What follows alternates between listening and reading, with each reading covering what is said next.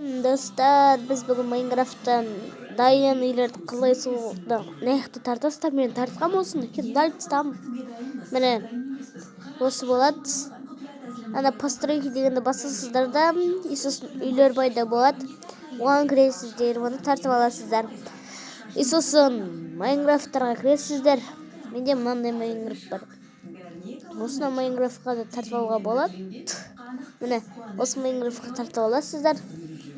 Ал міне постройки деген развитие көріп тұрсыздар ма? Сол жерден кіресіздер ғой. Сосын скин деген бар, адамда не істейсіздер? Адамда бар арасында. Достар, әлі тағы да сіздерге көп нәрсе айтатын болам, жасырып жүрген нәрселерін.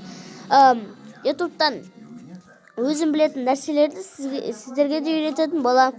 Бөлісемін сіздермен. Ендеше достар, лайкты аямайыңыздар, сау болыңыздар. Сау болыңыздар.